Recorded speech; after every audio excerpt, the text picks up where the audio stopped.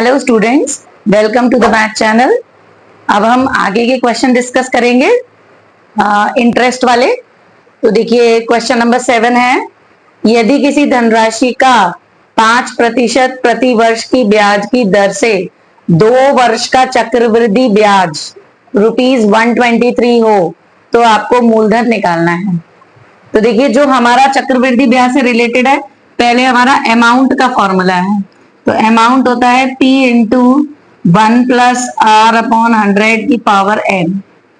देखिए amount P into 1+R है 5/100 और वर्ष कितना है 2 वर्ष। तो देखिए ये हो जाएगा P इंटू 105/100 इंटू 105/100। तो देखिए यहाँ 105 क्यों हुआ, क्योंकि हमने यहाँ पर लासा ले लिया, तो यहाँ पर नीचे कुछ नहीं है तो 100 का गुणा हो जाएगा, 100 + 5 105। और 2 बार क्यों मल्टीप्लाई किया, क्योंकि ऊपर घात है आपकी 2। तो देखिए इसको सॉल्व करेंगे 21 20 21, तो आंसर आएगा 441p/400। ये तो आपका आया मिश्र धन। देखिए कंपाउंड इंटरेस्ट दिया हुआ है, तो कंपाउंड इंटरेस्ट होता है मिश्र धन में से मूलधन माइनस कर देंगे। तो मूलधन हमने P माना है, तो फिर से यहाँ पर हम एलसीएम लेंगे तो 400 आ जाएगा, 441p माइनस 400p हो जाएगा। तो फाइनली 41p/400 ये आपका कंपाउंड इंटरेस्ट आया, ये जब हमने मूलधन को P माना है। अभी जो कंपाउंड इंटरेस्ट का मान है ये सवाल में 123 दिया हुआ है, तो हम उसको क्या करेंगे 123 के साथ 123 के साथ इक्वेट कर देंगे, क्योंकि ये तो हमारे हिसाब से था और ये प्रश्न के हिसाब से है। तो इससे हमारा P की वैल्यू आ जाएगी 123 इंटू 400/41। तो 41 3 बार कट जाएगा, तो ₹1200 मूलधन आ जाएगा। करेक्ट ऑप्शन इसका सी है। देखिए ना 8वां प्रश्न, ये रिपीटेड प्रश्न है, ये बार बार आ रहा है, इसका मतलब इसकी आप प्रैक्टिस अच्छे से कर लीजिएगा तो आपको बार बार करने पर फॉर्मूला भी याद हो गया होगा। ₹5000 का 8% वार्षिक ब्याज की दर से 2 वर्ष में साधारण ब्याज व चक्रवृद्धि ब्याज का अंतर पूछा है। तो देखिए यहाँ पर आपको मूलधन दिया हुआ है, तो D बराबर P इंटू R/100 का वर्ग। तो यहाँ पर वैल्यू पुट कर देंगे, 5000 इंटू R है 8/100, 2 वर्ष है तो 2 बार हम गुणा कर देंगे। ये कैंसिल हो गया, 50 से 2 बार कैंसिल हो गया, 2 से 4 बार कैंसिल हो गया, 8 चौका 32, तो ₹32 अंतर आ गया। अगर आपको फॉर्मूला याद नहीं रहता तो मैंने आपको बताया कि आपको स्टेप वाइज कैलकुलेट करना पड़ेगा, पर वो थोड़ा टाइम टेकिंग हो जाएगा। फॉर्मूला अगर आप फॉर्मूला बेटर है, आप याद कर लेंगे तो जल्दी हल निकल जाएगा। नेक्स्ट देखिए, यदि कोई धनराशि 5% वार्षिक ब्याज की दर से 6 वर्षों में ₹2600 हो जाती है तो आपको धनराशि बतानी है। तो देखिए कोई धनराशि मीन्स मूलधन आपको बताना है। अब वह मूलधन जो है वो 6 वर्षों में 2600 हो जाता है, तो यानी ये 2600 सिंपल इंटरेस्ट नहीं दिया है, ये आपको मिश्र धन दे दिया है। तो हमें तो साधारण ब्याज में तो सिंपल इंटरेस्ट का फॉर्मूला पता है, तो P into R into T/100 करके हम कैलकुलेट करेंगे। तो P आपको पता नहीं है, R आपको पता है 5 और ये आपको पता है 6, तो ये आंसर आएगा 30p/100। अब अमाउंट क्या होता है, प्रिंसिपल प्लस सिंपल इंटरेस्ट। तो देखिए amount principal P plus simple interest को जोड़ देंगे 30p/100, एलसीएम लेंगे 100 आ जाएगा, 100p प्लस 30p, तो आपका अमाउंट आ जाएगा 130p/100। ये तो हमारे हिसाब से है, प्रश्न के हिसाब से अमाउंट है 2600, तो हम उसको इक्वेट कर देंगे। तो 130p/100 बराबर 2600, तो P का मान निकल जाएगा 2600 गुणा 100/130, तो ये कट गया, 13 दूनी 26, 20 बार, तो आंसर आएगा ₹2000। तो ₹2000 इसका करेक्ट आंसर है। देखिए प्रश्न नंबर 10 है, वो थोड़ा अलग तरीके का प्रश्न है।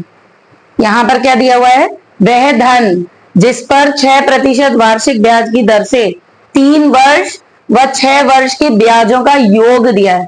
अभी तो बार बार क्वेश्चंस में क्या आ रहा था, अंतर आ रहा था। यहाँ पर ब्याज एक ही तरीके का है, साधारण ब्याज है, लेकिन 3 वर्ष का ब्याज और 6 वर्ष के ब्याजों का योग दिया हुआ है। तो आपको पहले 3 वर्ष का ब्याज निकालना होगा और 6 वर्ष का निकालना होगा, फिर आपका समीकरण बनेगा, क्योंकि उनका योग आपको 270 दिया हुआ है। तो हम स्टार्ट करते हैं। देखिए फर्स्ट केस जो है, इसमें मूलधन तो आप P मानेंगे और आप सिंपल इंटरेस्ट नंबर 1 लिख लेते हैं ऐसे। तो P आपका वही है, R आपका 6 हो जाएगा, T आपका 3 वर्ष है और बटे 100, तो ये हो जाएगा 18P बटे 100। सेकेंड केस जो है हमारा, इसमें सिंपल इंटरेस्ट 2, मूलधन तो वही है, ब्याज की दर भी वही है, लेकिन यहाँ पर वर्ष हो गया 6 बटे 100, तो ये आपका आ गया 36P बटे 100। अब देखिए इन दोनों ब्याजों का क्या दिया है, योग, तो हम इन दोनों ब्याजों का योग करेंगे। तो हमें simple interest 1 plus simple interest 2 आपको दिया है ₹270। तो देखिए अब आप सिंपल इंटरेस्ट 1 और सिंपल इंटरेस्ट 2 का मान लगाएंगे और कैलकुलेट करेंगे जैसे हम समीकरण को हल करते हैं। तो देखिए 18P बटे 100 प्लस 36P बटे 100 आ गया और ये 270 हो गया। लासा लेंगे तो 100 ही आएगा। 18P प्लस 36P बराबर 270। तो ये देखिए 18 और 36 ऐड होके 54P अपॉन 100 आ जाएगा। तो P आपका आ जाएगा 270 इंटू 100 अपॉन 54। ये 27 से 10 बार, 27 से 2 बार, 2 से ये 5 बार, तो ₹500 इसका करेक्ट आंसर आ गया। तो थोड़ा कैलकुलेशन थी, ऐसे आपके नंबर्स चेंज कर देगा, आपसे एक क्वेश्चन पूछेगा, तो इस तरह से आप कैलकुलेट करेंगे, जैसे जैसे दिया है वैसे वैसे आप इसका गणितीय स्टेटमेंट, मैथमेटिकल स्टेटमेंट बनाएंगे और सॉल्व करेंगे।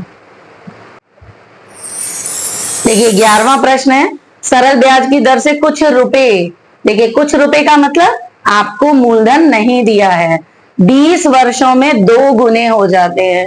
2 गुने का मतलब जो भी आप मनी उधार ले रहे हैं या आप मनी जमा कर रहे हैं, वो कैसा हो रहा है, दुगना। दुगना का मतलब हुआ उसका अमाउंट दिया है, यानी मिश्र धन दिया है। तो आपको पहले हम मानेंगे P, तो सिंपल इंटरेस्ट हम निकालेंगे।